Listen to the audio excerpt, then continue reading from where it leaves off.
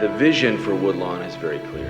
It's, can we spark or be a part of sparking a revival with a movie?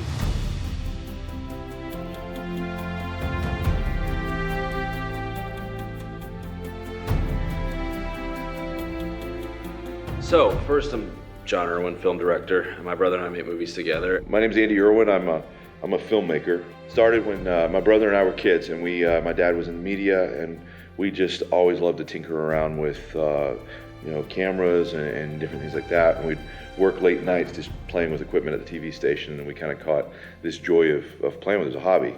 And I ended up at Word of Life Island as a camper, and somebody challenged me to go to the BI. I didn't even know what the BI was, and I showed up and began to really be impacted by this idea of, looking for your ministry outlet, your opportunity to engage people for Christ. And it was at the missions conference that they were challenged people to be missionaries, and felt, compelled that I needed to have a ministry. And I was going to go forward at that meeting, but just really wrestled with, I don't feel like I'm supposed to, translate Bibles. I don't know that that's what God's equipped me to do. And somebody that was very wise pulled me aside. He said, "Andy, what do you have in your hand?" I said, "A camera, but I don't know how God would ever use that." And he said, "Andy, give God what's in your hand and let him figure out how to use it." That summer, I got put on Word of Life Island, and they put a camera in my hand, and they said, "Just tell stories."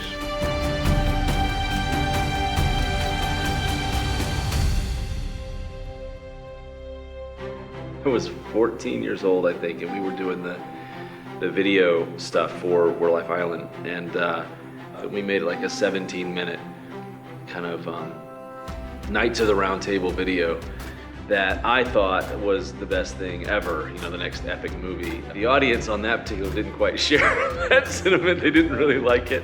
That was a great place for Andy and I to just kind of learn our craft and learn how to communicate with an audience. So I think that was really where a lot of Andy and I's journey began. It was on this island in Screw Lake, New York. And in the process, we fell in love with telling stories.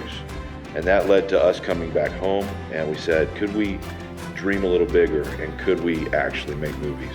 We started doing, all kinds of things, music videos and promotional videos, ministry videos, videos for Word of Life. And then I went to work to direct second unit on this Christian film, Courageous. And the director of that film asked me, Alex Kendrick, he asked me, John, what's your purpose and the purpose of your work?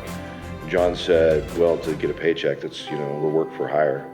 And he said, John, it is time for you to step off the sidelines and ask God what message he's given you to say. Gave us the courage to make a transition from just being kind of a work for hire to telling stories that we're passionate about.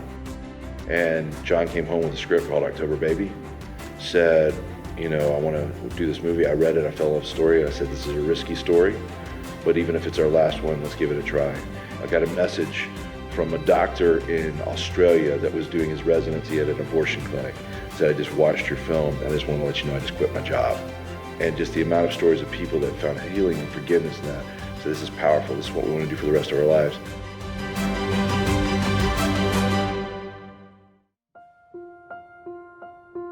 But I think the thing that we learned at Word of Life, especially at the island, but also during the time of the Bible Institute, is a little phrase that we heard over and over again, is earn the right to be heard.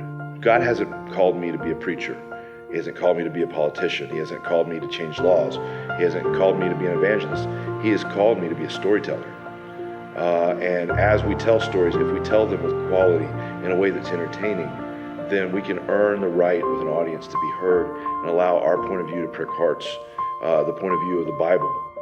In the first century, Rome had built roads for expansion, military conquest, commerce. And the roads were there, and we use those roads, right? So we entertain the world. And it's a real Trojan horse opportunity. It's the Roman road of the 21st century with film and entertainment. This is a way to get the gospel out.